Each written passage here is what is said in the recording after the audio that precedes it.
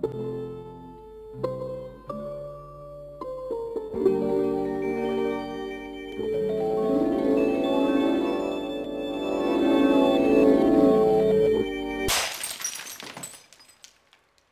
was Monday.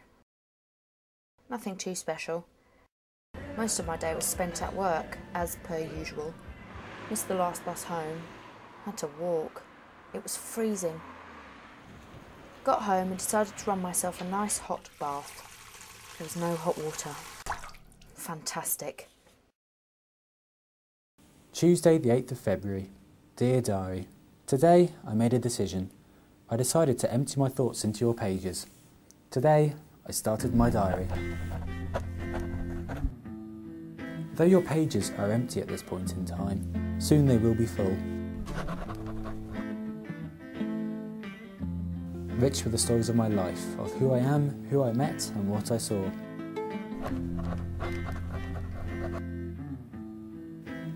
And where better a place to begin my writing than today? A day when one of life's rare and beautiful moments made itself known. This morning I was at the bus stop, catching a bus to St Robert's Park, on my way to take photos. I will admit right now, diary, that I am an obsessive photographer. Dear Diary, today I was sat at the High Street bus stop, just like every Saturday morning, waiting for the same old bus to work. Why am I still working in that awful cafe? Surely I can do better than that. It was almost 10 o'clock. The bus would be arriving soon. Just like the bus I was waiting for, I couldn't help but think that I'd been at that bus stop so many times before. Too many times. Just sitting there, staring at my feet and down at the pavement. A boy was stood looking at the bus timetable.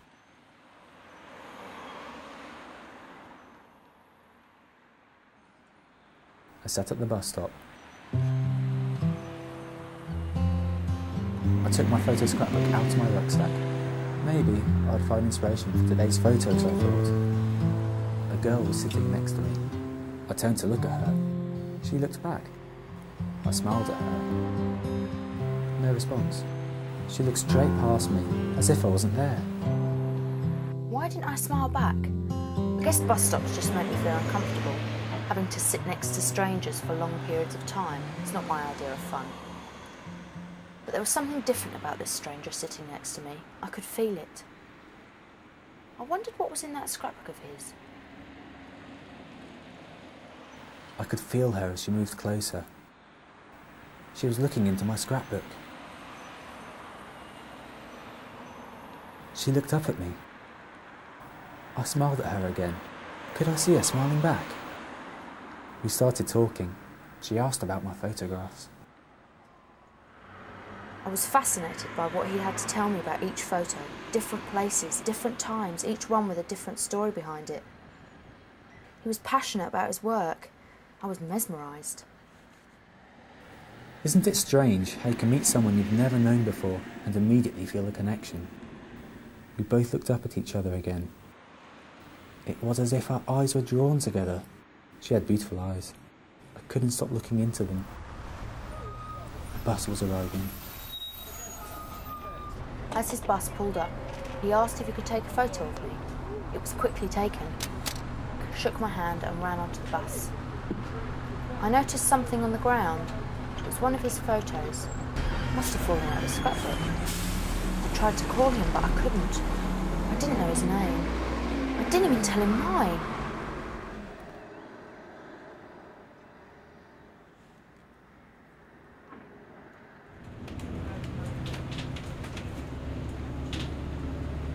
Sitting on the bus, all I could think about was her. I wondered who she was, what she did, what her name was. My God, I met someone I liked, and I didn't even ask her name. I hope we meet again.